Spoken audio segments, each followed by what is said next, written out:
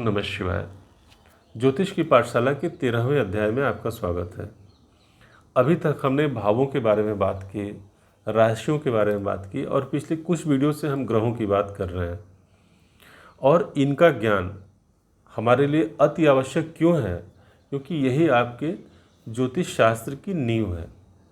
अगर आपका ये आधार मजबूत है तो आप फलित को बहुत आसानी से समझ पाएंगे और किसी की भी प्रेडिक्शन कर पाएंगे। आप बातें बड़ी छोटी छोटी सी होती हैं, लेकिन इनका महत्व बहुत होता है। आज के वीडियो में हम बात करेंगे कि ग्रहों के त्रिदोष से क्या संबंध है। त्रिदोष का मतलब कफ, पित्त और वात से किस ग्रह का कौन सा संबंध होता है, यानी किस ग्रह के पीड़ित होने से आपको कौन सा दोष प्राप्त होगा। यदि आप इसे समझ लें तो अपने स्वास्थ्य की रक्षा आप बड़े आसानी से कर पाएंगे। तो इसलिए इस वीडियो को बड़े ध्यान से देखें और इसके बाद हम ग्रहों के गुण की बात करेंगे कि कौन सा ग्रह किस गुण को धारण करता है।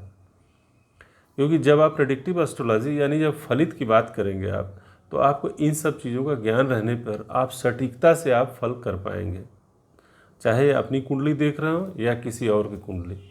इसलिए इन वीडियोज़ को बड़े ध्यान से देखें और यदि आपने अभी तक पिछले 12 वीडियोज़ नहीं देखे तो इन्हें भी आप ध्यान से समझ लें, एक बार देख लें।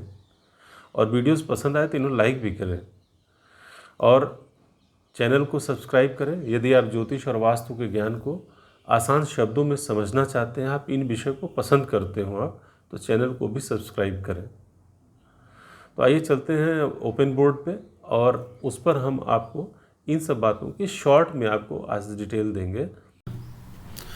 तो सबसे पहले हम ग्रह जनित दोषों के बारे में समझ लेते हैं। दोष बेसिकली 3 प्रकार के होते हैं: पित्त कारक, कफ और वात। और चौथा जो प्रकार है वो है त्रिदोष, यानी जिनमें तीनों के लक्षण हो, पित्त के, कफ के और वात के।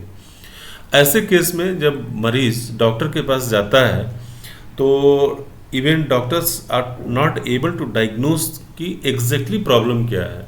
अगर आप ऐसे में दूसरे डॉक्टरों के पास जाएंगे तो हर डॉक्टर अलग डायग्नोसिस करता है, तो वहाँ पर सीधा सीधा आयुर्वेद मानता है ये कि त्रिदोष की शिकायत है। और हम इसे ज्योतिष में कैसे देखते हैं वो आइए हम समझें।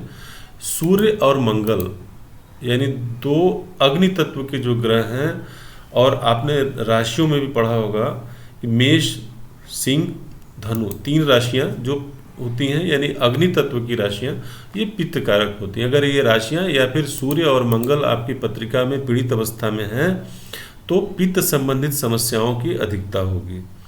ये जब हम मेडिकल एस्ट्रोलॉजी जब कवर करेंगे तो इन बातों को और डिटेल में हम लोग समझेंगे।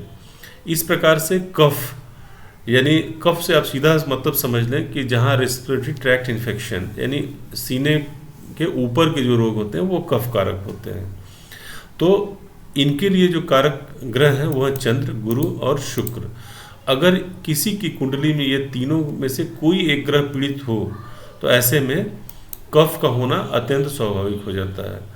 और इस प्रकार से वात, वायु कारक ग्रह हैं शनि, जो कि वात देने में सक्षम है। जितने भी नर्व्स की प्रॉब्लम है और इवन आर्थराइटिस है, हार्ट डिजीज़ है, ये सब वात कारक रोग हैं, वात जनित रोग हैं, क्षमा करिएगा, वात जनित रोग हैं। और इनका जो कारकत्व है वो है शनि का। इस प्रकार से जैसा कि हमने त्रिदोष की बात की, तो त्रिदोष के लिए बुध को देखें। और एक बात तो एकदम स्पष्ट आप समझ लें कि जब इन ग्रहों का संबंध लग्न से हो तभी, और ये पीड़ित हो, तब ये इन समस्याओं में अधिकता आ जाती है। क्योंकि लग्न ही डिसाइडिंग फैक्टर है, क्योंकि लग्न से ही हम शरीर को देखते हैं।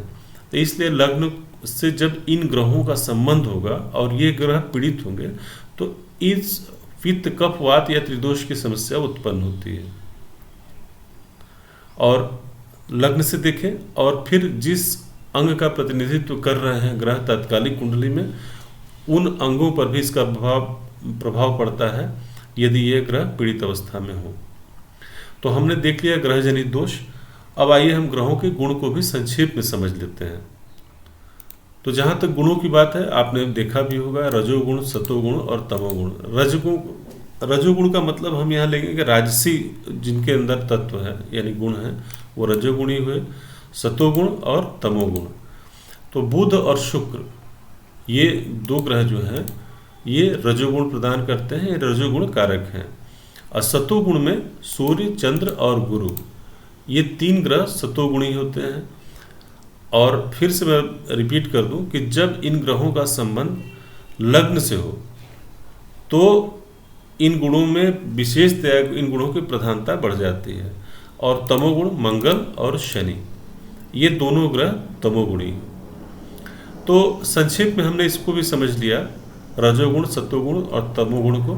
इनका प्रयोग जब आप पत्रिका देखें तो आप इस बात को अवश्य ध्यान दें कि ग्रह से, जिस स्पेशली लग्न से किस ग्रह का संबंध बन रहा है, यहाँ पर आप अगर इन ग्रहों में से जिस ग्रह का संबंध बन रहा है उसी प्रकार के गुण व्यक्ति के अंदर डेवलप होते हैं। फिर से आग्रह करूंगा कि पीछे ज्योतिष की पाठशाला के जो बाकी के 12 अध्याय हैं उन्हें भी आप देखें, तो निश्चित रूप से आपकी ज्योतिष की नींव मजबूत होगी। मिलते हैं शीघ्र। धन्यवाद।